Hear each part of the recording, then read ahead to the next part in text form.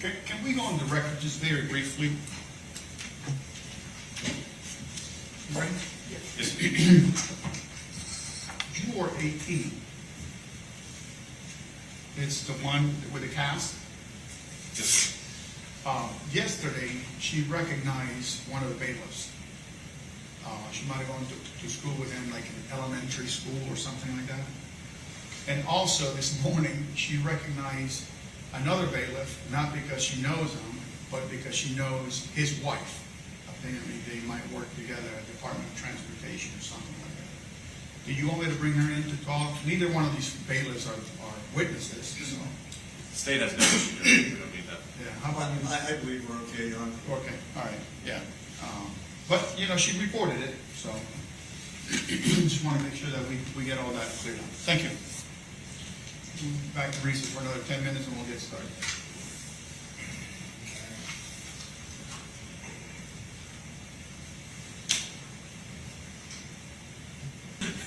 Jury. Non-verbal communication.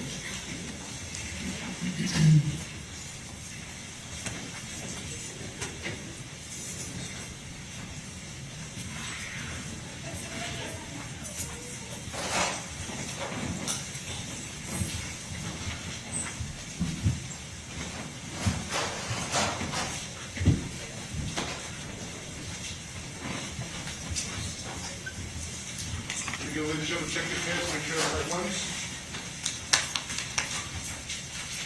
Okay, jury's present and seated. You may be seated. State calls your next witness. Yes, Judge. The state calls Debbie Abney.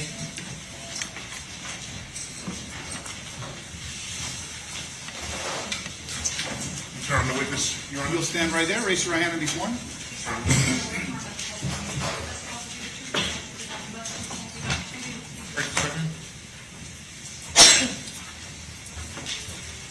Just watch your step. You got it, Jason. I got it.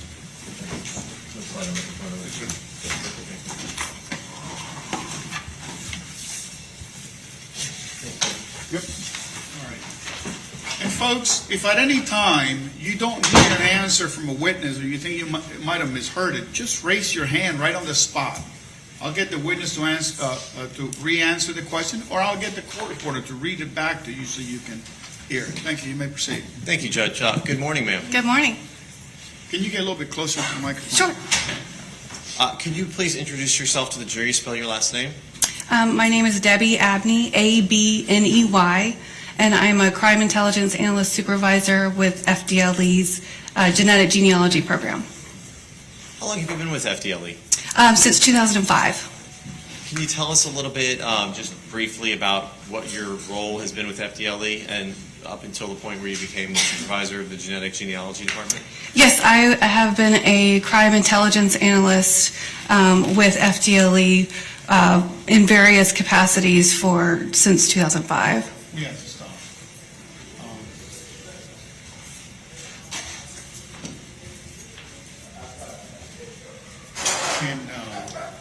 Both of them. Cameras moved, it's facing this way. Right. We need to. I'll turn it off and try to see what happens. No. Yeah, turn it off and then turn it on again.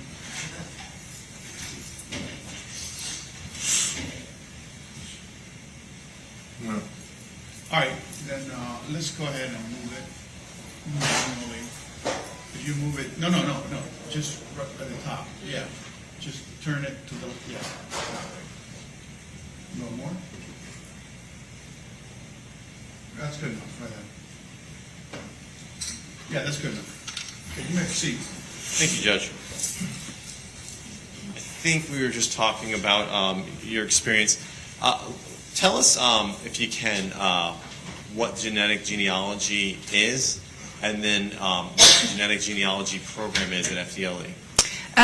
Genetic genealogy uses data from crime scene DNA in order to conduct research and build family trees to try to find connections and provide investigative leads to investigators in cold cases. The FDLE genetic genealogy program just assists with doing the research and building family trees and just basically guides the investigation so that we can provide the leads to the agencies. When was the FDLE genetic genealogy team or program developed? When did it start? And in October of 2018 is when our program began. Were you assigned to that program starting then, ma'am? I was. What was your initial role with the genetic genealogy program? I was an intelligence analyst, investigative analyst for the program. At this point, though, the last 4 years you progressed and you supervised the program or team now? Correct. I've been supervising for about a year and a half. What kind of cases or what do you look for in cases to determine which ones you might be able to provide assistance to law enforcement in? The case has to have a good DNA sample from the crime scene. It cannot have any, the crime scene DNA has to be viable so that we can send it to an outside lab like Parabon Nanolabs, and they convert it into a data file which can be uploaded to genetic genealogy websites or databases. And I know you're a little nervous. Is your I am. first time testifying? Yes. Thank you. Just take a deep breath. Yeah. You're doing great. Thanks. Let's talk a little bit about the genetic genealogy process, how it generally works, and then we'll talk specifics to our case. So how does it generally work? Does law enforcement come to you with a lead, or how does that work generally? If a case has DNA and the case has been unsolved, then they will try to do genetic genealogy in order to produce more leads. So we would, like I said, do research and build family trees, try to find connections that could get us to provide leads to the investigation. Now you're telling us it sounds like a basic process of building these family trees. Is it an easy process like you're saying, or is it a more comprehensive, long time running process you take? It takes a lot. When I say research and building family trees, it's an extensive process. It takes a very long time and a lot of research and a lot of building different family trees. When you think about your family tree, you think about your parents, your children, your siblings, but we're talking about, third and fourth cousin range that we're building family trees. So it's an extensive process.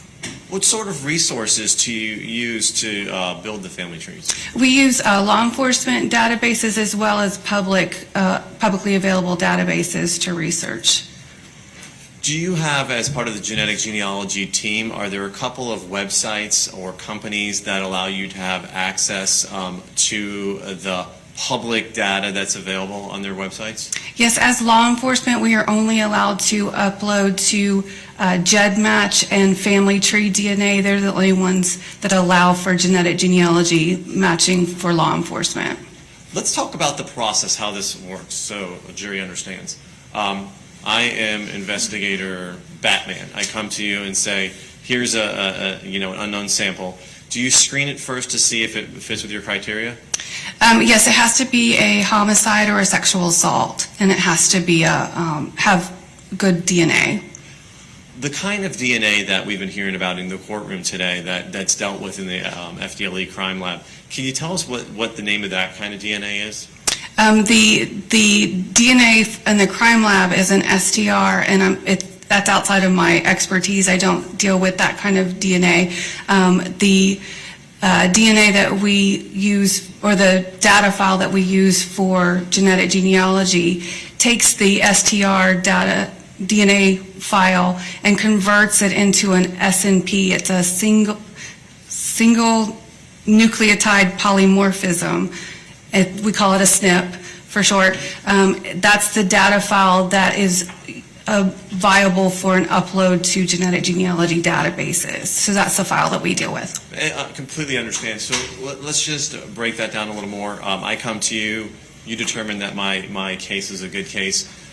You take the STR DNA that would be in the lab. Do you send that to an outside company who has the technology to convert that to a SNP file? That's correct. We send it to a private lab, Parabon Nanolabs, and they have the machinery to convert it to an SNP file. Now, why do you have to convert it to an SNP file?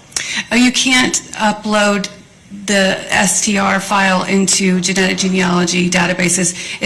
They only allow the SNP files. It's a data file So- that is able to upload. Sure. So, for example, myself, if I do 23andMe and I swab myself and send it to them, they're going to actually run that as a SNP file, not as an STR file. That's correct. And then the SNP file is what's put into their database and run against all the other SNP files that they have from people. Right. GEDmatch and Family Tree DNA allow you to upload your DNA from Ancestry, 23andMe, any of the consumer DNA websites, and you upload it to these other two websites, and you can see all of the people that you are related to that have tested in other websites. Now, the results that and we're just talking generalities, if I go to GEDmatch or I think it's Family Tree DNA, if I upload my SNP file and it gives me relatives that are connected to me, does it give us any sort of number information that helps us delineate how closely related I am to them? Yes, it reports how you're related to them in a unit of measurement called a centimorgan. It just is a unit of measure that measures how closely you're related to someone, a genetic linkage. Thank you. Go ahead. Judge, may I have the witness step down for a moment, sir? Yes. Ma'am, do you mind? Don't trip. You have 85 different a things. million obstacles there. So to break American Ninja Warrior. So if you don't mind for the jury, because that word is such a confusing word, can you just write it out for us, and then I'll ask you a few questions?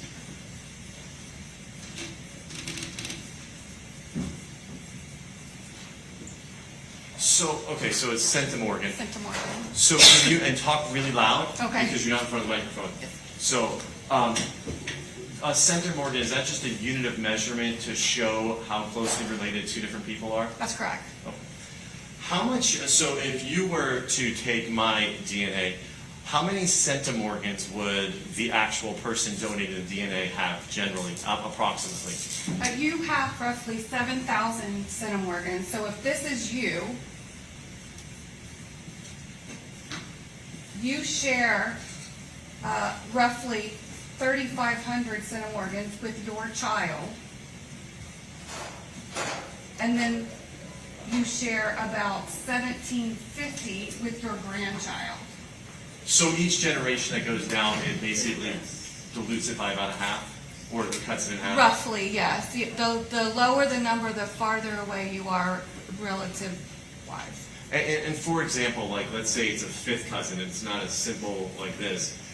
We're talking centimorgans that could be in the 50s to hundreds? Even less. If it's fifth cousin, it's even less than that. Okay, perfect. Thank you. Sit back down. Thank you very much.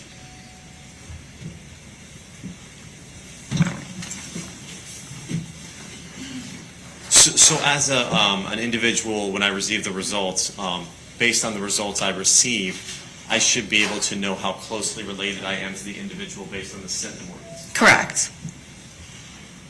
Do you at FDLE in your genetic genealogy team also utilize this sort of same centimorgan data to help build your family trees? Yes, so when we get information from the genetic genealogy websites, we get a name or a alias, we get an email address, and then we get the centimorgan number. And so that, from there, we build the family trees, and it tells us roughly where we should look based on their centimorgan number as how close they are related to the person of interest. So for example, if you get a centimorgan of 100, you know that's a pretty distant relative? Correct, yes, that's about a third cousin. When you get something like that, in order to build the family tree back up, it's not easy like you just go online and find like a built family tree and it's just filled in for you. You actually have to research step by step and try and trace back. Correct. It's extensive research to try to build those family trees. And you use birth certificates, death certificates, marriage records, traditional genealogy information, as well as, other databases that we use in law enforcement.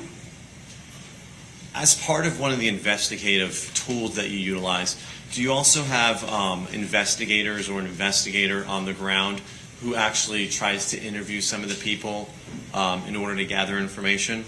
Yes, our research is used to give the investigators investigative leads. So sometimes we'll ask them to, we need a higher centimorgan number, so we need a closer relative. So we'll ask them to go and talk to somebody that we have on the family tree and interview them, see if they can fill in any holes we have in the family tree, and also ask them if they'll give us a DNA sample so that we can get another centimorgan number, see how closely related they are to the person of interest.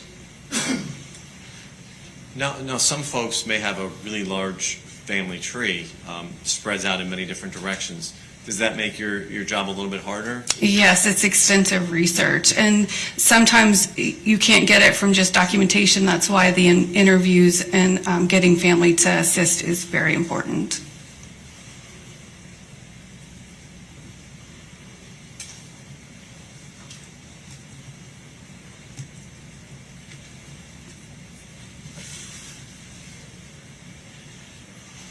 Let's now talk about the case we have here with Mr. Hayes.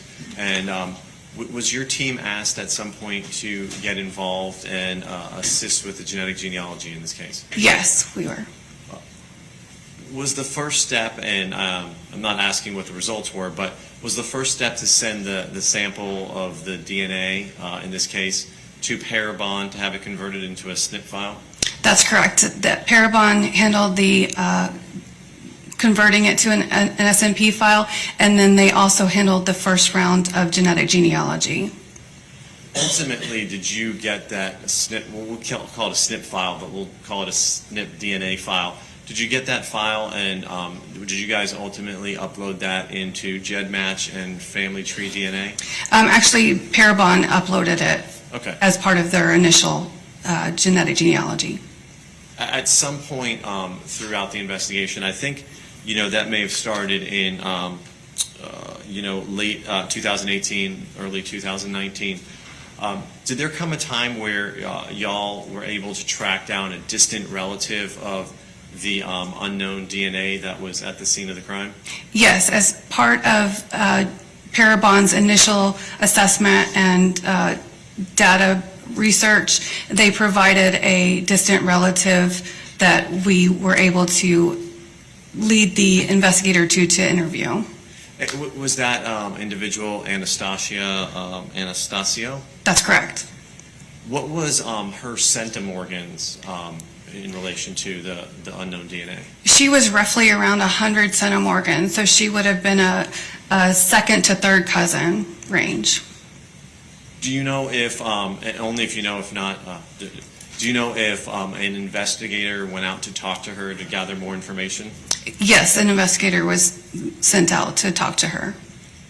After talking to her, did there ultimately lead to another family member that y'all, I guess, went and interviewed at some point? I guess her name would have been Terrace Wilson Collins? Yes, that's correct. As a result of the interview and then the allowing us to continue to build the family tree, we were led to Terrace Wilson Collins and asked an investigator to go speak to her. From Ms. Wilson Collins, did you ultimately get consensual access to her centimorgan number from her? Yes, she had already tested with one of the consumer DNA websites, and so she allowed us to access to her GEDmatch results, which gave us another centimorgan number. What was her centimorgan number, if you can? She was around 1,700 centimorgan matched to the person of interest. What did that tell you, and what did that lead you to believe about her relation to the unknown DNA from the crime scenes? Based on her age and what we believe the age of the person of interest, it made us understand that she was probably a half-sibling to the person of interest. Now, when you say half-sibling, through the course of the investigation and the previous analysis of the DNA, Were you able to determine if it was male or female DNA? Did they know previously? Yes, we already knew that it was a male DNA. So Miss Collins, Terrace Collins, it was her brother. She would have been one of her, a half-brother of hers. One of her half-brothers, yes. Once you find that information out, did you continue to kind of research and try and put together the half-brothers of Miss Terrace Collins to provide to law enforcement? Yes, then we researched to find out if she had half-brothers, who they were, and then we provided that information to law enforcement. Who did you determine her half-brothers were?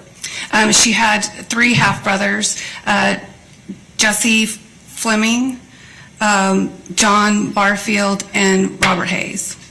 Now, and I don't want to throw you for a loop, but did she also have a full brother? Yes, she had a full brother, Gregory Wilson. Now, based on your understanding of centimorgans and your experience with this, were you able to eliminate a full brother as being the person who provided the 1,700 sample of the centimorgans? Yes, if it was a full brother, he would share roughly about 2,600 centimorgans with the person of interest. Once you developed the 3 names and provided them to law enforcement, that basically, I don't want to say ends your participation, but that's like, it turns it over to the law enforcement agents, and then they move on from there to kind of gather the other information they need? That's correct. Genetic genealogy is an investigative lead, so we provide that to the investigator, and then they continue the investigation. May I have just one moment, Judge? Yes, sir. Can I ask you a question? Is that yours, that little remote right in front of you? No, that is the court reporter's reporting device, I That's think. yours? Oh, okay.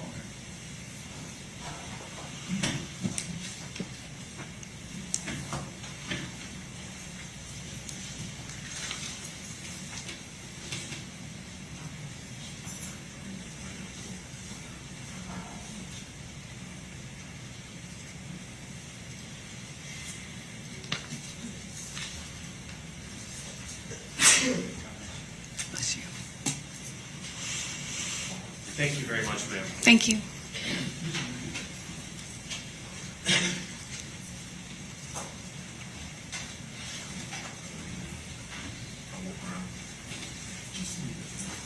Thank you. You may proceed. Thank you, Your Honor.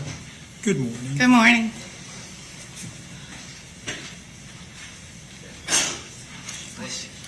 Going back a little bit here to, in fact, the process used by the family tree Yes, sir. ancestry Yes, sir. procedure, it is correct that they don't match DNA. They don't, in other words, you submit a sample of the DNA, but they don't come back and say, yeah, we have a match of the DNA. They do an entirely different process in determining a family tree relationship. If I understand you correctly, they're not comparing DNA to the crime scene DNA. That's done at the end of the investigation. Is that what you're asking? Yes, actually, the DNA is, if you can give me the scientific title for that. SNP? Actually, it's Is for- deoxyribonucleic acid. That's beyond my expertise. Are you familiar with the antisomal testing that's done by the Family Tree and Me Too folks in their laboratory? No, sir. I don't handle any of the scientific part. I just handle it after they give me the results. Okay, well, you gave some familiarity here with the centimorgans, I guess. Isn't it true that, I'm sorry, the centimorgans, isn't it true that the testing is an antisomal testing? Suggestion Judge asked his answer before. Okay. She can answer if she knows the answer. I do not.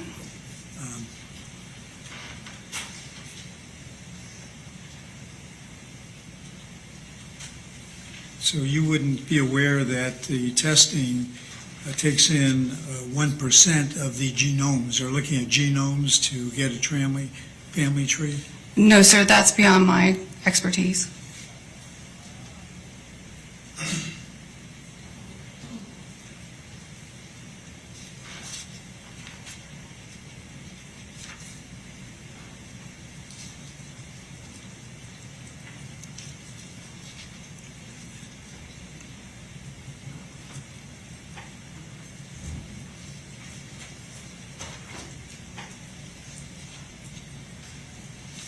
Did you receive back any kind of a written report indicating the potential individuals that were in the family tree?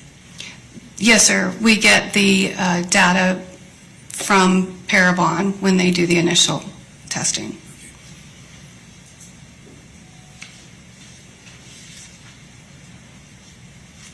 And so we're playing with the court. The only purpose of going through Parabon was to determine a family tree relationship, not a connection between the DNA or any other homicides. Is that correct? Correct. No other questions? Thank you. All right, thank you. Anything else? No, sir. All right, thank you. May we, Thank you. Be excused? Yes, sir. One moment, please.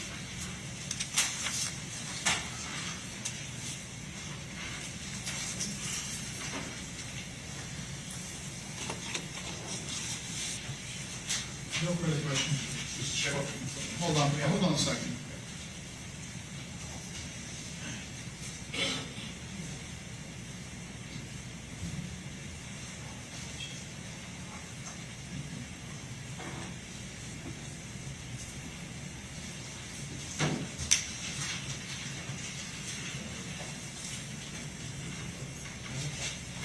Your Honor, apparently a pretty important question. May I have a final business? Oh, okay. All right, let's have the jury,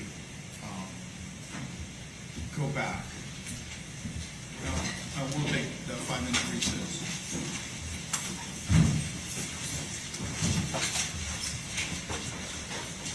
Back in the jury room in the back, okay? You leave your notes face down. I wouldn't place that. There we go.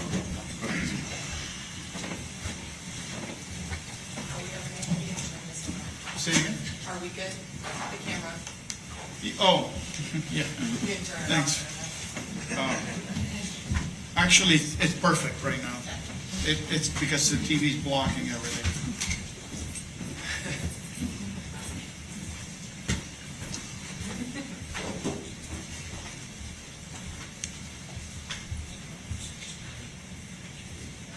Okay, we'll be in recess for 5 minutes.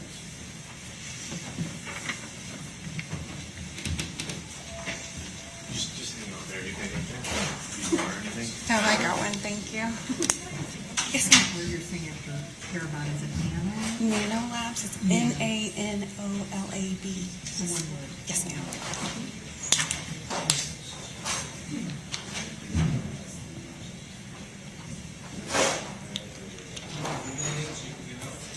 No, they said to wait here. Thank you, though.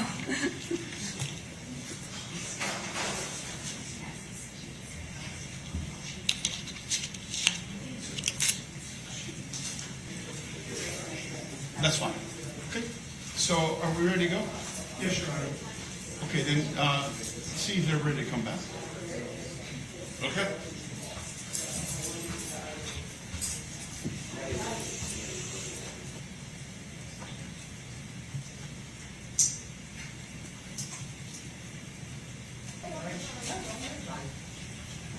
Jury.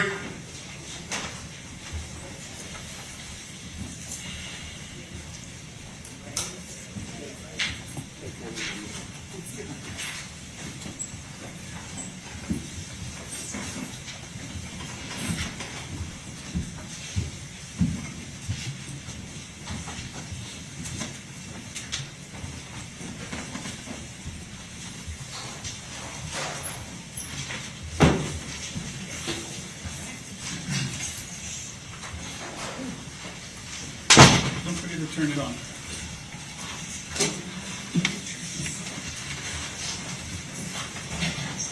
All right, thank you. You turn the witness. Your witness. You have a seat. I just have a couple of issues for clarification. All your information came back from Paragon, is that correct? Parabon, yes. Parabon.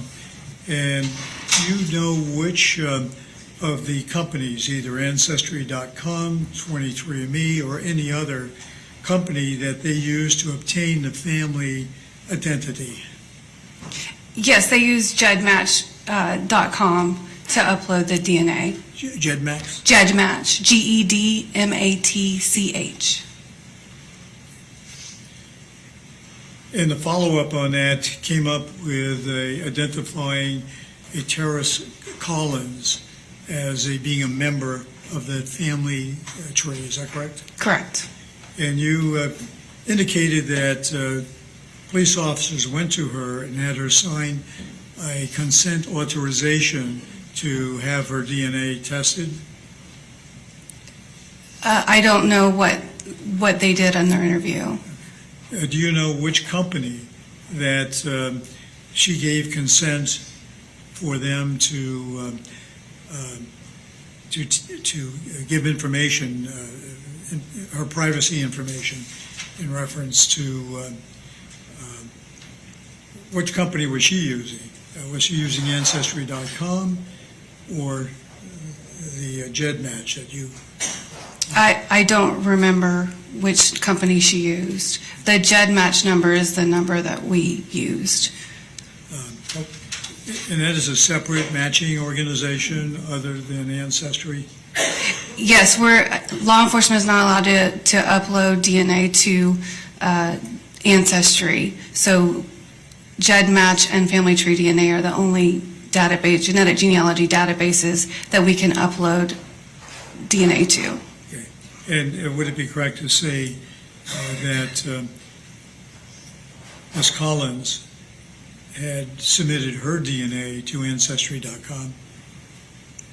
Can you repeat that? I'm sorry. Yes, would it be correct to say that Terrence Collins had used Ancestry.com when she submitted her DNA to obtain a family tree? I'm not sure which DNA consumer test she did. Thank you. Thanks. All right, thank you. Any redirect? No, sir. All right, thank you. May the witness be excused, State? Yes, sir. Defense?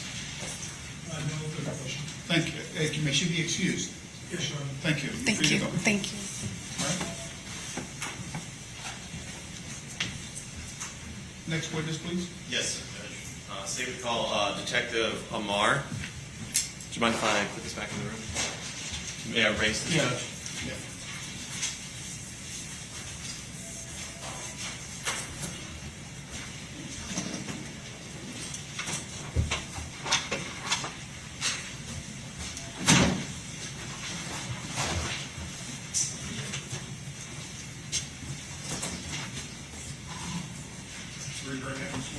solemnly swear or affirm that the testimony you shall give in this cause will be the truth, the whole truth, and nothing but the truth, so help you God. Just watch those two steps.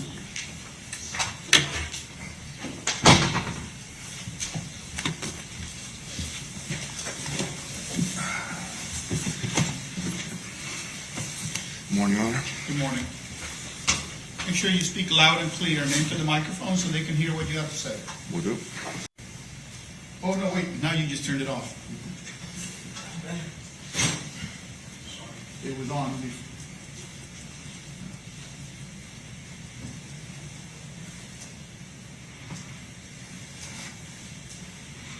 What's going on? Something is wrong.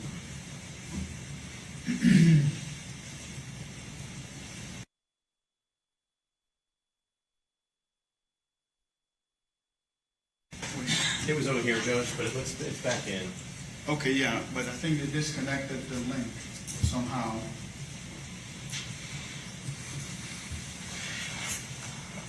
Let's give it a moment.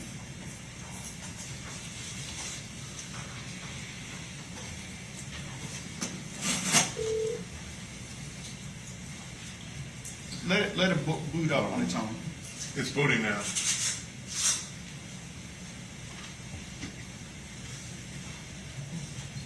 Hey, it accidentally got unplugged. The cart. Uh-huh. Can you have access to it or no? Okay, hold on. It's booting up.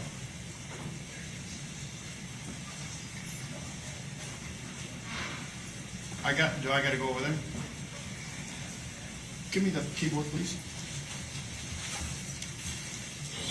Say it again. Take control, delete. And the capital C? Is it asking for a password? Yeah, circuit 7, capital.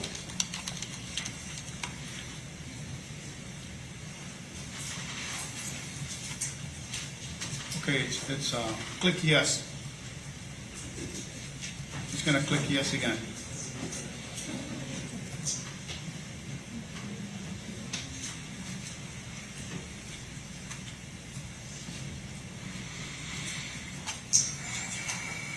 Bill, I think he's doing it remotely. Yep. Okay, I think we're back on. We're on.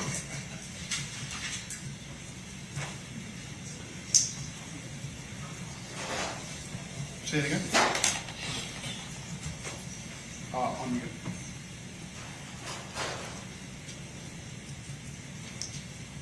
Okay, thanks.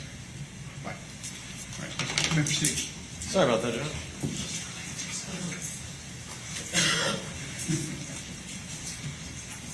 Good morning, sir. Morning, sir. Just talk really loud if you could. Okay, Thank you. Could you please introduce yourself to the jury and spell your last name? sure. My name is Jamil Amar, last name A-M-A-R. I'm an agent with the Palm Beach County Sheriff's Office. Now, could you spell your first name also for the court reporter? J-A-M-I-L, Thank you, sir. Well, how long have you been with the Palm Beach County Sheriff's Office? 23 years. What does an agent with the Palm Beach County Sheriff's Office do? What is your job responsibilities? Well, we're tasked with different things. We conduct covert investigations, high-risk felony arrests, long-term, short-term surveillance, either mobile or stationary. We also assist with dignitary protection. Let me bring your attention back to September of 2019, specifically maybe September 13th of 2019. Okay? Before that day, were you asked, a couple days prior, were you asked to assist in doing some surveillance of Robert Hayes? Yes, sir. What were you guys asked to do as part of your surveillance with Mr. Hayes? We were to maintain round-the-clock surveillance on Mr. Hayes. We were looking for him to discard anything that we could collect and use and turn it in as a DNA evidence to be analyzed. So you were, for your surveillance, you were trying to watch him discard an item that Yes. might be able to be utilized later for testing of DNA. Yes, sir. Let's bring your attention to the morning of September 13th, 2019. Okay. Were you guys, where were you at in Palm Beach County where you started the surveillance that day? Well, we were in the area of 5500 North Flagler Drive, watching his apartment 6. So we had agents spread out throughout the area, either north, south, west of him. Somebody will actually call an EI that had visual on his front door. And it was called over our police radio that he had exited the apartment and he was walking westbound towards Broadway Ave, which runs north and south. At that point, agents started moving. Can I just stop you for a moment? Yes. What time of day was this? This was morning time? Morning time, I probably started around 8:30, 9 o'clock in the morning. And one of the other agents informed us that he was near a bus stop. The bus stop is off Broadway Avenue. It's on 5501 Broadway Avenue. There's a bus stop right by a convenience store. Did you relocate or were you in position to be able to have visual surveillance of him at this time? Yes, sir. So at that point, I relocated my position, and you have the convenience stores that kind of faces east. Broadway runs north and south. So I parked my car on the street just south of the convenience store and the bus stop, and I exited my vehicle and I walked up towards the bus stop as I was waiting for the bus as well. Not to be insulting, but I assume when you do your surveillance, you're not dressed like you are today? Oh, no, sir. It's plain clothes, just Okay. regular jeans, T-shirt, ball cap, sometimes not shaved. Okay. Trying to blend in with Yes, sir. what's around. When you relocated, how close to Mr. Hayes were you, at the bus stop, if you know? Probably as close as you and I. Just for the record, that would be, what, about 10, 12 feet maybe? Yeah, give and take, yes, sir. And at that point, he was smoking a cigarette, and one of the other agents had notified us via radio, whoever was working that day, that he was smoking a cigarette. So I kept watching him because I wanted to collect the cigarette. Should we just slow down a little bit and take it step by step? As you're having visual contact with him, Sir. you see him with a cigarette? Yes, sir. Is it one that's lit and he's smoking it? Yes, he was smoking, and he had a backpack as well. We were that close. And I acted like I was on the phone, and I was talking to somebody else. My team just gave him, exactly what was going on, and other agents was setting up around near him. As you remained in the surveillance Mm-hmm. position, did there come a time where you observed him discard the cigarette? Yes, sir. So I kept eye on Mr. Hayes, and also kept looking northbound on Broadway to trying to see when the bus was coming. And I observed when he looked towards the bus that was heading southbound on Broadway, and he finished his cigarette, and he discarded right by the curb where the sidewalk ends, and you got the curb that goes down. So he discarded right there. So at that point, I kept an eye on the cigarette the whole time. It was still lit, it was still smoking. And as he entered the bus and left, I approached the cigarette, and I had a pair of gloves in my pocket. I put gloves on, and I collected the cigarette. And at that point, I went to a paper bag. Let me slow you down for a moment. So he's smoking the cigarette. Yes, sir. He throws it down. Mhm. You keep constant eye visualization of the cigarette? Yes. Nobody approached the cigarette, nobody touched, anything like that. Did you wait until after he got on the bus and the bus departed for you to get the So, cigarette? yes, after he entered the bus, with the corner of my eyes, I'm watching him, but I'm keeping vision on the cigarette because I don't want the cigarette butt to go anywhere. So as the bus pulled away, that's when I moved forward. I assume if it was still lit or still burning, did you have to stub it out at least? So once I put my gloves on, I grabbed the cigarette and just stubbed it out and just put it in a paper bag because you don't want a paper bag to catch on fire. Sure. So, When you collected the item, you did use gloves and you put it in the paper bag. Did you seal that paper bag after? yes, sir. So, and upon completion of sealing the paper bag, the evidence bag, I pass it on to Agent Frazal. May I approach the witness, Judge? You may? Judge, I'm going to show the witness PP. Can you take a moment, sir, see if you recognize that? Yes, sir. Yeah, Okay. and it was sealed by Agent Frazal. Is this a fair, obviously, when you collected it, it was just this cigarette here, Sir. but this bag in the photograph, this helps you identify that's the cigarette you collected? Yes, sir. Okay. And the bag that I had in the car? Anything, yes, this is your bag you had. Mhm. Anything changed about the cigarette really than from what you took that day? No. Oh. Much Judge, was at the this same. time, I think there's no objection, the statement moving states PP. No objection, Your Honor. Without objection, be admitted as evidence. Page 36.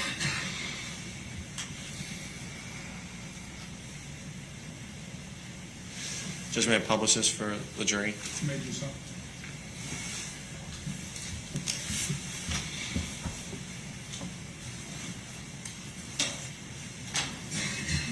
And I'm showing you, is that the 36, Madam Clerk? Okay, can you angle the sir. television so that the viewers can see it a little bit?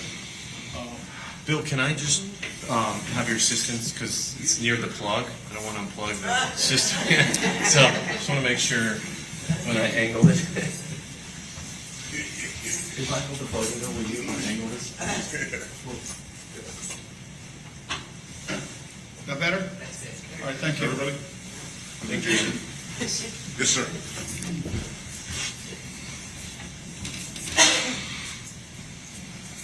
It's 36. I'm now showing you what states 36. Do you recognize, is that what we were just talking about? That's the cigarette you collected from Mr. Hayes? Yes, sir. Do you see Mr. Hayes in the courtroom today? Yes, I do, sir. Can you point him out, describe an article of clothing he's wearing? He's sitting right there to my right, wearing a blue shirt, blue tie, white collar. Thank you, sir. May I just have a moment, Judge? Yes, sir.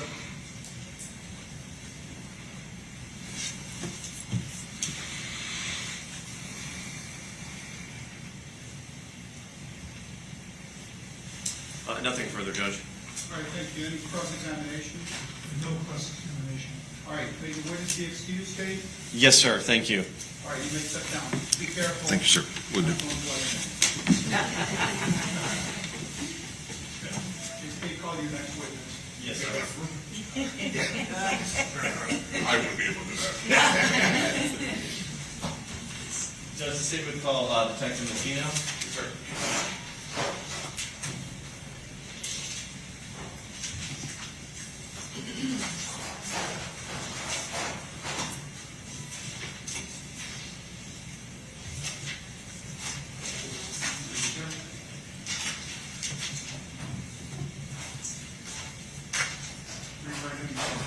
You solemnly swear or affirm that the testimony you shall give in this cause will be the truth, the whole truth, and nothing but the truth, so help you God? Thank you. Yes, sir.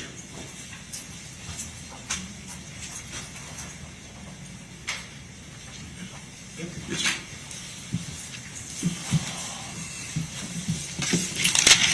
Please can you speak loud and clear into the microphone so the viewers can hear what you have to say.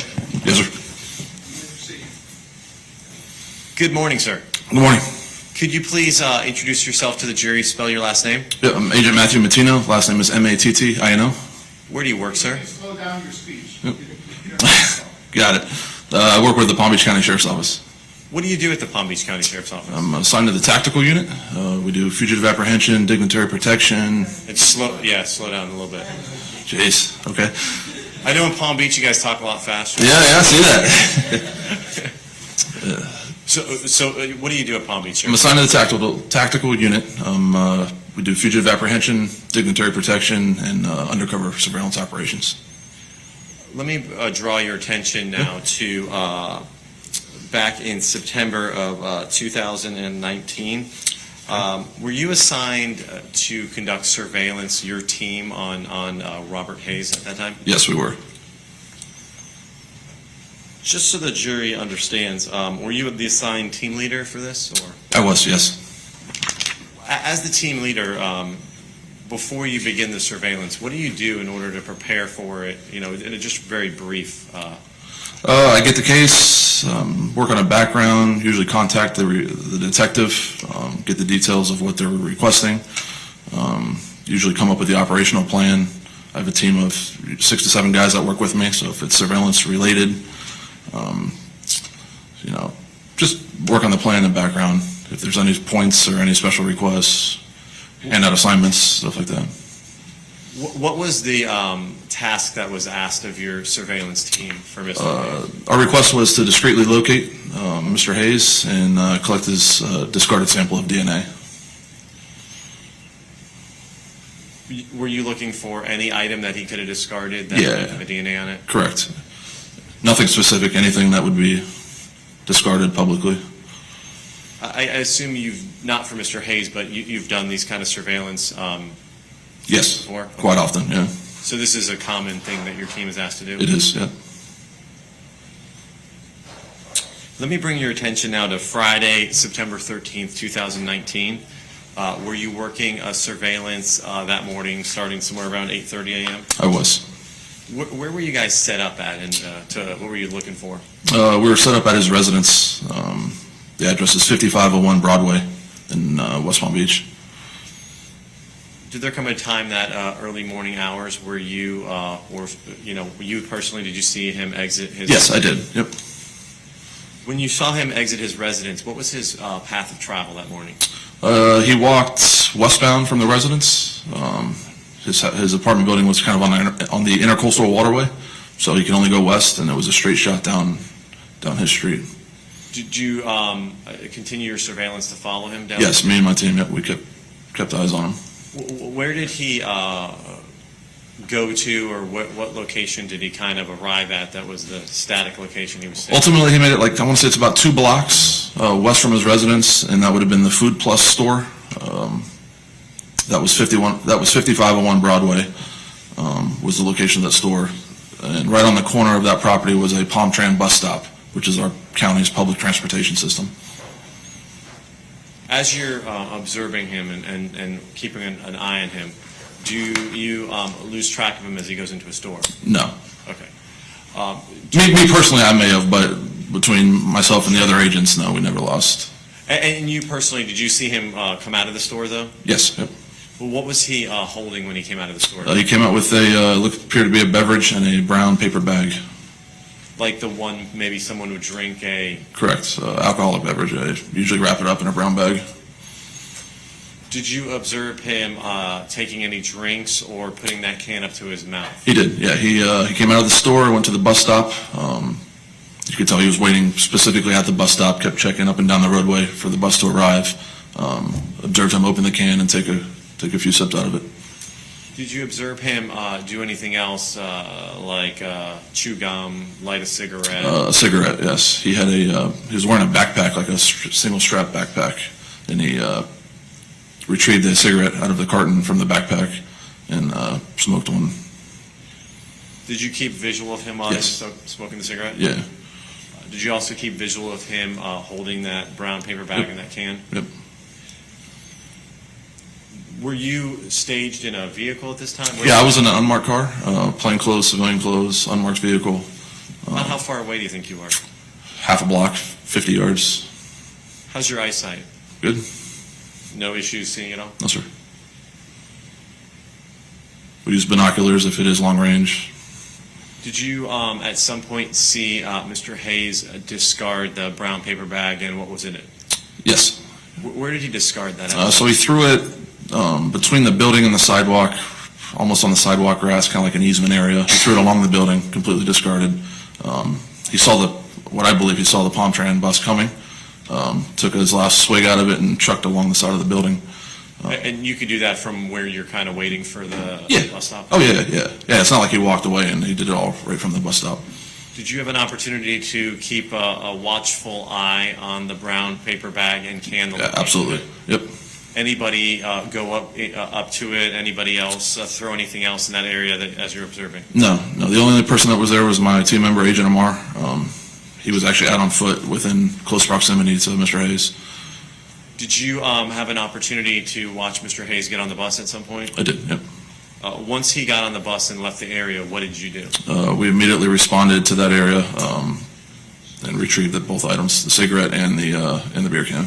Who retrieved the beer can? I believe I retrieved the beer can. It was the brown paper bag? Yeah, still on it. It was cold to touch. Still had still cold to touch, liquid still on it. Okay. Was there any other brown paper bags and cans in that area? Where No, that was the only one. Still had condensation. Condensation on the outside. I'm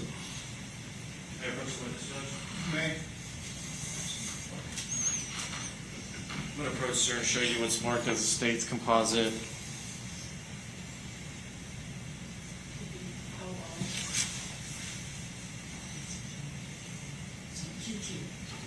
State's QQ. Sorry, I couldn't read it. I have bad eyes. I could not do surveillance. Yeah. Do you recognize these do. photographs? Okay. Are they a fair and accurate depiction of the can that you saw, the bag, and then ultimately what it was packaged in? Yep, that's the beer can, the bag, and that's our evidence bag. Yep. Obviously, there's some writing on it that was Yeah. a little different than when you found the bag. Yeah, that's for record keeping, case number. Yep. Judge, at this time, the state would move in QQ. Any objection? No objection, no. Without objection, will be admitted as evidence. States 37. May I publish States 37, Judge? So I'm showing you composite State 37 that's on the screen. Can you just point out, is this right here, that's the beer can you found that was in the bag? Yeah, it was in the bag, the brown bag in the middle. Yep. When you collected those items, did you have a gloves on? Yeah, but yep. And you took would you have taken this whole bag? Did you empty Yeah, they weren't separated. The bottle, the beer can was inside of the bag, which we recovered latex gloves and placed that in the evidence bag. Any excess liquid did you have to pour out, or you know? I think there was some on the top because it was laying sideways, so it spilled out. He didn't drink the entire thing. Okay. Still a little bit left in it. And you packaged it up, put it in, and turned it over and turned it into evidence? Correct. Just a moment, Judge. I think Agent Frizzell is the actual deputy that's names on he did the Writing of it? right. He filled out the receipt.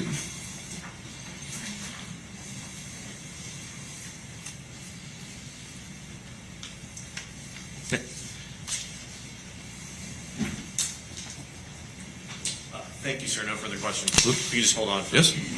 Any cross? No, Your Honor. All right, thank you. You make the nomination. What is the excuse, Dave? Yes, sir. Thanks. Lady, what is the excuse? Yes, Your Honor. All right. State, call your next witness. It was called Julian White.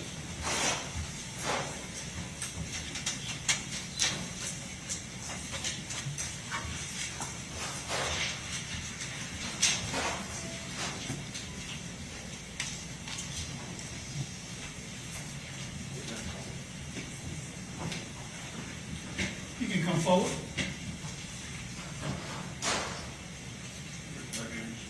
You solemnly swear or affirm that the testimony you shall give in this cause will be the truth, the whole truth, and nothing but the truth, so help you God? I do. Thank you.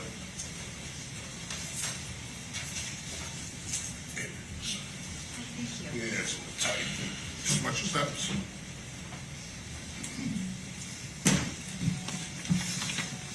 Thank you so Yes, ma'am. much. Yes, ma'am. Make sure you speak loud and clear into the microphone so they can hear what you have to say. State and may proceed. Thank you, Your Honor. Good morning, ma'am. Good morning. Could you please state your entire name and spell your last name for the court reporter? Yes, my name is Julian White. My last name is spelled White. Where do you work? I'm currently employed with the Florida Department of Law Enforcement in the Orlando Regional Operations Center. And what is your role there, ma'am? I am currently the Assistant Forensic Quality Manager over the biology and DNA database disciplines. What does the quality manager do? As the Assistant Forensic Quality Manager, I work under the direction of the Forensic Service Quality Manager in performing the assigned responsibilities. I assist to ensure that the FDLE laboratory system and its members operate in accordance with our approved Forensic Science Quality Manual, the Laboratory Administrative Procedures Manual, and Standard Operating Procedures, and also the approved training program to produce quality work. How long have you been with FDLE? It will be 20 years this July. Can you describe what your previous positions were with FDLE? Yes, I was hired in July 19th of 2002 as a forensic technologist in the biology DNA section. In September of 2005, I was promoted to a crime laboratory analyst in that section. In October of 2016, I was then promoted to a senior crime laboratory analyst in the section. Then April of 2019, I was promoted to one of 3 biology supervisors over that section. In May of 2021, I was then promoted to the Assistant Forensic Quality Manager, specifically overseeing the biology and DNA database. Can you tell the jury about your educational background, please? I have a Bachelor's of Science in the field of micromolecular biology from the University of Central Florida.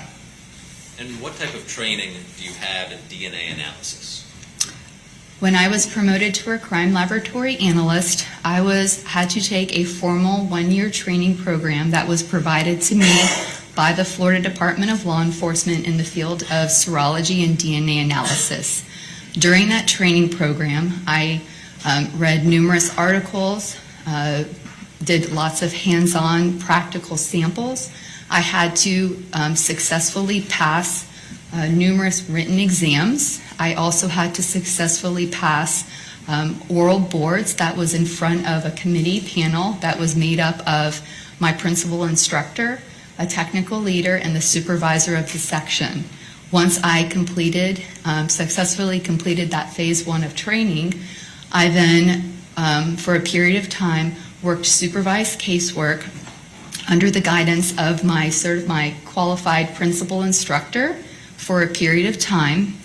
Once that was completed, I then demonstrated my competence by completing a competency test to then be qualified to perform casework independently. If you tell the jury what training you have in statistical analysis of DNA evidence. Yes, as part of my undergraduate degree with the University of Central Florida, I took a statistics class. Additionally, part of that formal training program, FDLE trained me to do statistics as it applies to forensics. I also took a workshop from the 16th Annual Symposium on Human Identification that was provided by Dr. Artie Eisenberg and Dr. John Platz.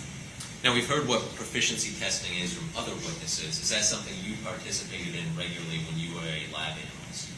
Yes, when I was working casework, I regularly participated in proficiency tests every 6 months.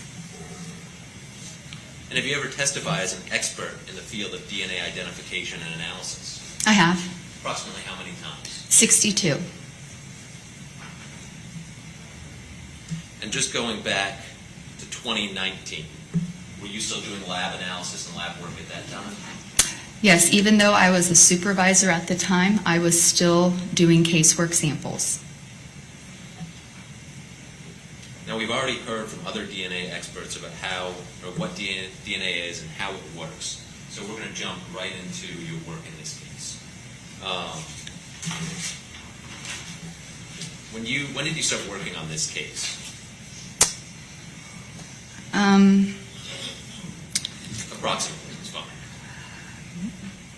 I don't know, maybe around 2016. It was about the time when the analyst that started the work had transferred to another regional lab is when I started taking that over. And when that analyst transferred, would it be fair to say there had been a significant amount of testing already done by the Florida Department of Law Enforcement in this case? Yes. And as part of your work on the case, did you review some of this work that had been done and the results of the analysis? I did. And did that include a report issued by Ms. Emily Varan on March 7th of 2006? Yes. And what was Ms. Varan's significant finding in that report, in her work, that led to that report regarding oral swabs?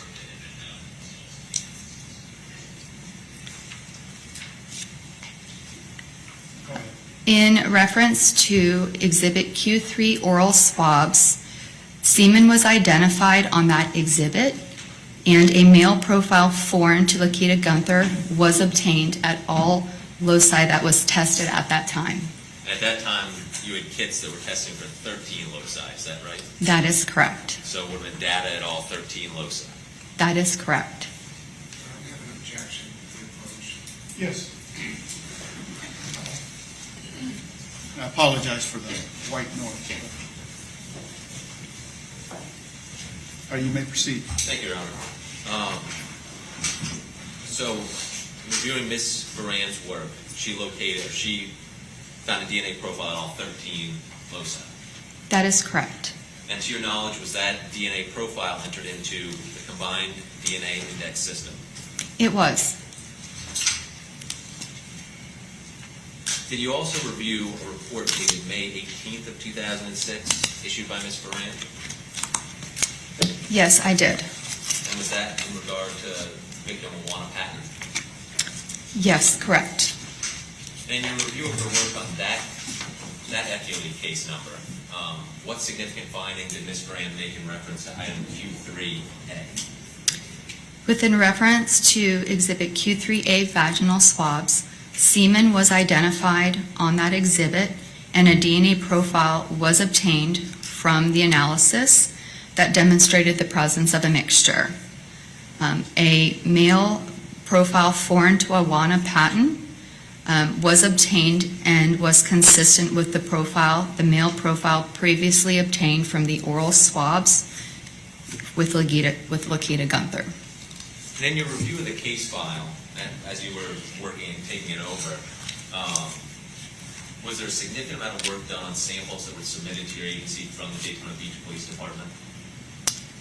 Collected samples like buccal swabs from individuals? Yes, so the fact that there was an unknown profile, there have been no leads, so the agency was submitting numerous buccal swabs for comparison to obtain the potential donor of that unknown profile. And I'm not asking for an exact number, but how many are we talking that Daytona had sent? Over the course of the testing, over 600 DNA buccal swabs were submitted to the laboratory for comparison purposes. And to your knowledge, had there ever been a match? There was never any match from those. And could you explain to the jury what a CODIS hit is? Well, CODIS stands for the Combined DNA Index System. It's a database of DNA profiles that was developed and maintained by the Federal Bureau of Investigation, the FBI. It is a database that consists of DNA profiles made up of either convicted offenders, suspect standards, and unknown samples that originating from crime scenes that are attributed to potential suspects.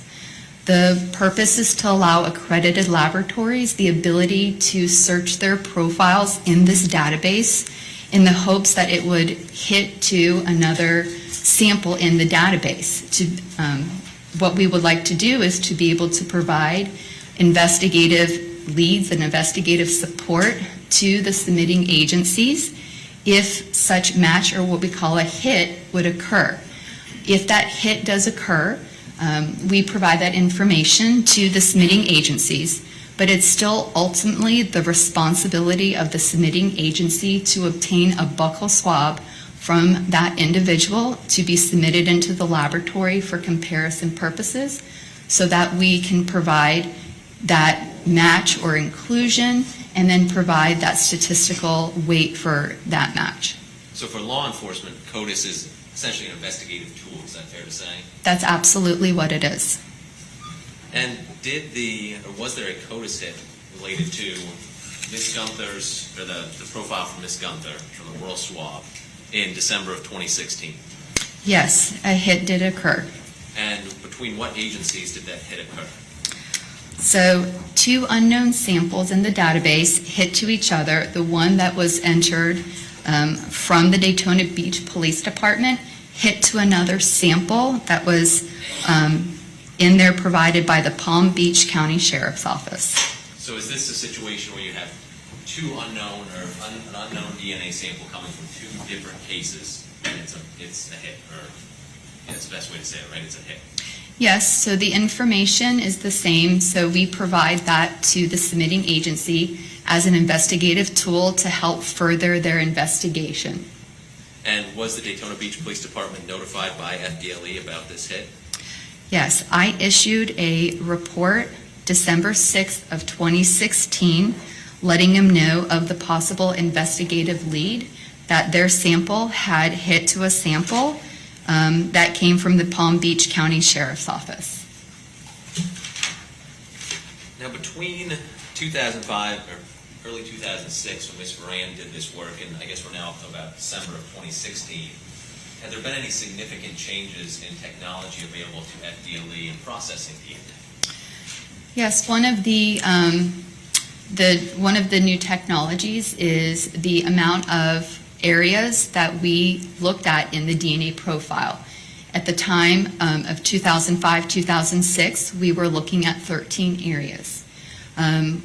Once about 2016-2017, we transitioned and adopted a new technology that allowed us to now look at 21 areas of the DNA. So instead of 13 loci, you now can get data at 21 loci.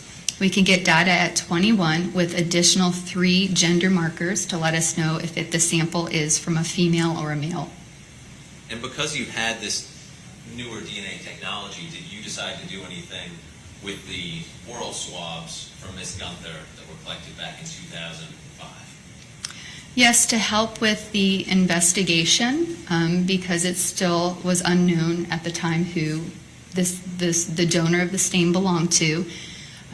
We requested that the evidence, those oral swabs, come back into the laboratory for us to be able to then run them under the new technology in hopes to be able to obtain more information. And with those additional 8 markers, that let us be able to expand our search outside of the United States to kind of start looking worldwide to try and help to solve it. And were you the one that actually did the examination and the processing of those materials? I did. And did you receive the oral swabs? I did. I received that evidence into the laboratory. Were you able to get enough material from the swabs to test? The swabs themselves, by the time that I received them, had been sampled to where there was pretty much nothing left on the swabs themselves. It was pretty much just the stick and just, little bits of material. However, when I was examining the evidence, I looked inside of the envelope where the sticks were stored, or the swabs were stored, and noticed that during the collection process when the swabs were drying, some of the stained biological material actually transferred and dried to the inside of the envelope. And so I cut that envelope open to then be able to get to that stained. Now, is that a common practice to go through something like that? It's not common because typically when we look at evidence, we've got complete swabs, we've got the item. This being a cold case had gone through several different attempts for testing, so when we were trying again, there was limited material. But it's not uncommon to do that, and it's acceptable. So I kind of want to paint the picture of, think of it like a plate of spaghetti with red sauce. The red sauce is where the flavor is, so that's what we're interested in. So over a course of you eating the pasta, the red sauce gets transferred to the plate. So you finish the pasta, but does that mean that red sauce is no longer edible? Of course not. All it means is that the red sauce is now on the plate, and that's where you scoop it up and you eat it from. Same thing. The staining just happened to be transferred to the inside of the envelope, and that's where then the staining was for me to collect. And did you take that staining from the envelope and collect it and go through your DNA analysis and process? Yes, I swabbed the staining and scraped whatever I could off that stick and took it through the DNA analysis process. And this time you used the kit with the 21 loci. I did. And what were the results of your testing on that material? The DNA results that I obtained from the exhibit of the oral swabs from the combined swabbing and sampling of that sample demonstrated the presence of a mixture. Laquetta Gunther is expected to be a contributor to that mixture because it came from her mouth, and I was able to obtain a complete foreign DNA profile consistent with a male individual. And at how many loci of the 21 loci did you have data at now? With the complete, that meant I obtained it at all 21 areas. So you got as much information as you basically can get. I got the max that I could get at the time, yes. And was that profile at the 21 loci, was that the same or consistent with the profile recovered by Ms. Moran at the 13 loci? Yes, it was, at the 13 areas, it was consistent. It was the same. Nothing was different about it. And did you put this information into the combined DNA index system as well? Yes, I took the information that we obtained from the additional 8 areas and added that to the information that was already in there with the 13. And while we're talking about the oral swabs from Ms. Gunther, I want to talk to you a little bit about oral swabs and DNA generally recovered from oral swabs. In your years of experience, how long do you generally expect foreign DNA to persist in an oral cavity? Based on my experience, my training, and published scientific articles from Willett and Allard, the expectation is to see semen persist in the oral cavity up to about 6 hours. And why is the time so short for the oral cavity as opposed to other things like the vaginal cavity? Well, the persistence all depends on the amount of activity in those orifices. Your oral cavity has enzymes and bacteria that can break down the cells. You also have a lot more activity by speaking and swallowing that causes it to drain or be discarded from the mouth, the oral cavity. And would it be fair to say that the longer the foreign sample semen in an oral cavity is there and the mouth goes through its natural functions, eating or drinking, the amount of data you're going to get is going to be reduced as time passes? Yes, over time, due to activity and enzymes and eating, the amount of foreign material present will either be digested, degraded, or it's going to be diminished over that time period. So at 6 hours, the farther away, I wouldn't expect to find a lot of information present still, because it doesn't all of a sudden go, boop, it's gone. It's going to slowly be diminished over that time period. It'll gradually degrade. That is, degrade, be washed away in your saliva. So would it be fair to say that if you're working a sexual assault case, or if an officer is working a sexual assault case, the sooner they could get a swab from someone's oral cavity, the better in terms of DNA analysis? Yes, the closer the point is to the assault, you would have more foreign DNA present over time. You would have less DNA or less foreign information present. Now I want to jump way ahead, all the way to, Do you have a lot to go? Because I haven't given the staff a break. I know we took a 5-minute break, but probably 15 more minutes, Judge. can they go ahead? Were new submissions received by the Florida Department of Law Enforcement and by you in September of 2019? Yes. I want to start first with the submissions you received that led to a report being issued on September 13th of 2019. Yes, Do you have that report in front of you? I do. What new submissions did you receive for analysis that were the basis of this report? I received for submission 13, it was Exhibit Q22, and it was a brown cigarette with tan plastic butt represented as being from Jesse Fleming's to be used as a secondary standard. And were you able to take that cigarette butt through the DNA analysis process? I was. And were you able to get a profile from that cigarette butt? Yes, I obtained a complete DNA profile at all 21 areas that was consistent with a male individual. And were you able to take that profile and compare it to that profile from Laquetta Gunther's oral swab, item Q3? I did. And what was the results of your comparison? For the comparison, Jesse Fleming's was excluded as the source of the foreign DNA profile that was previously obtained from the oral swabs. Thank you, ma'am. And I now want to draw your attention to a report you issued on September 14th of 2019.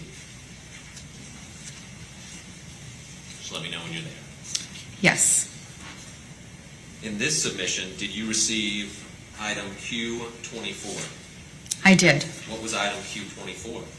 That was a cigarette butt represented as being from Robert Tyrone Hayes to be used as a secondary standard. And did you also get Q25? I did. What was Q25? Q25 was a Steel Reserve beer can represented as being from Robert Tyrone Hayes to be used also as a secondary standard.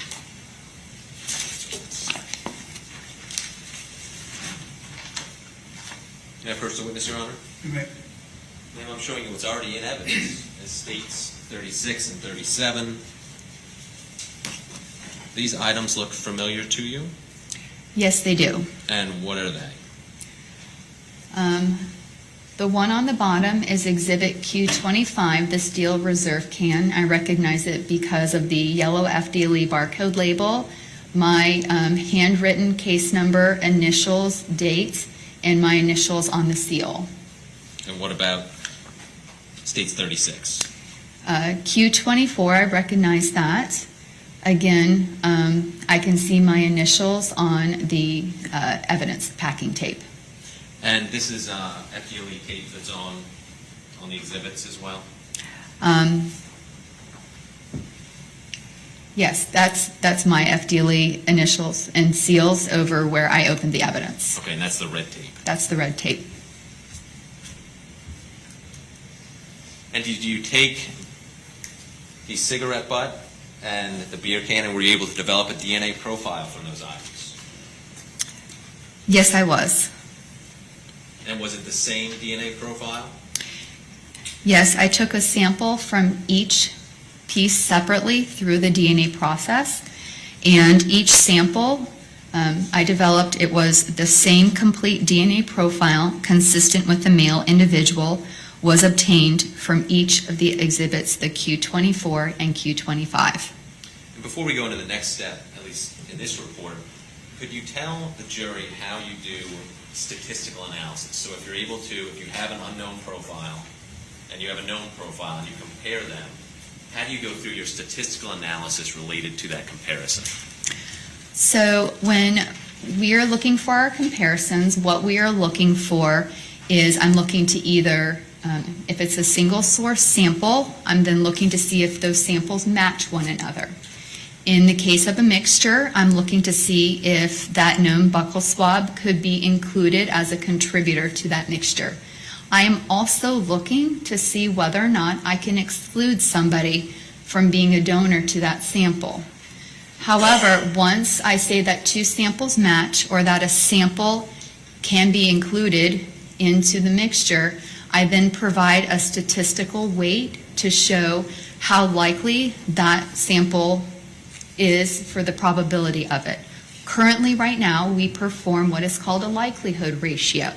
What a likelihood ratio is, it's a ratio of the probability of the observed evidence given two competing explanations, meaning one from the prosecutor versus one from the defense, given all of the information that we have. If the likelihood ratio number is greater than 1, that supports the prosecution.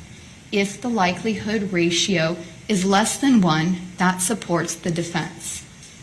And in this, well, before we go on, what is the highest likelihood ratio your agency will give an item? Our standard operating procedures, we report a maximum threshold of greater than 700 billion. That number is just 100 times the world population.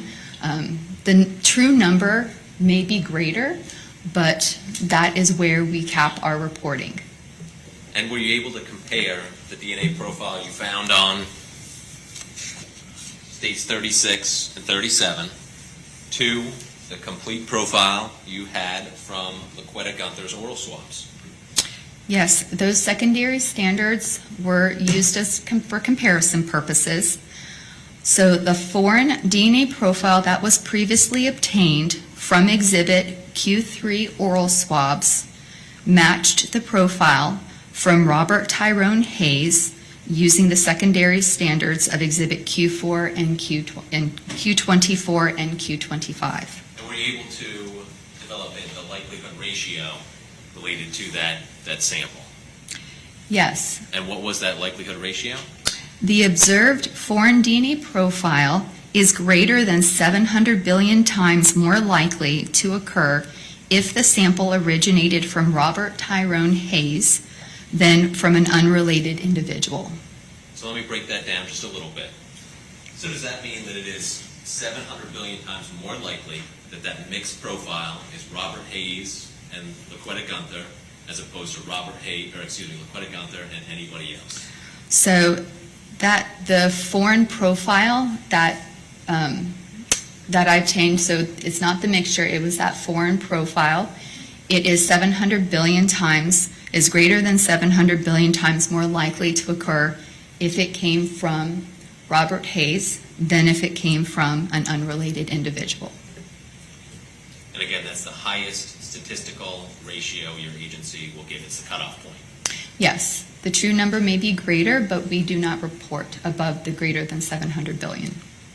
Now, when you get a match, like in this case, to items that were collected by law enforcement, again, states 36 and 37, do you request that the agency provide you anything to confirm those results?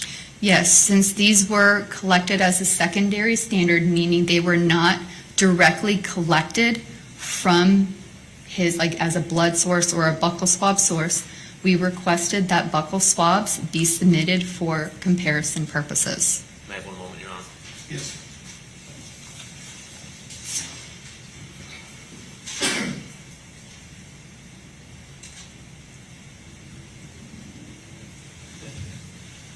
I have no further questions, Your Honor. I'll tender the witness.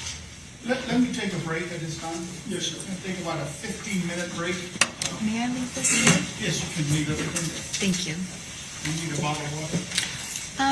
I'm okay, thank you though. All right, let's wait till the jury steps out, and then we'll try to get you out of there.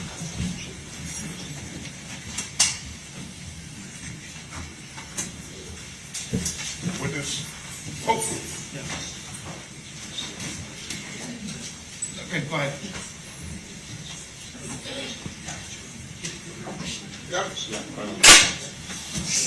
Yes, sir, thank you. Ladies and gentlemen.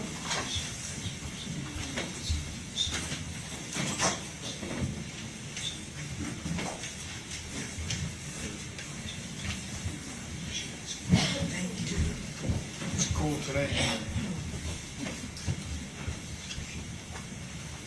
Figured you guys were warm on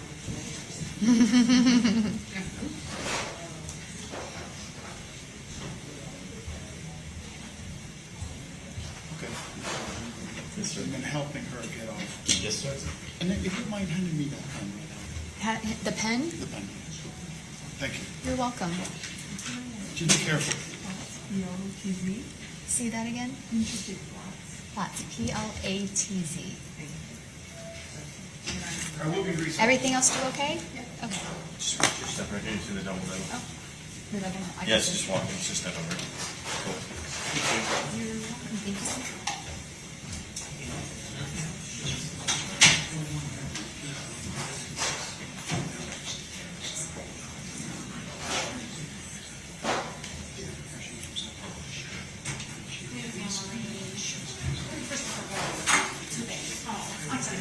Oh, yeah.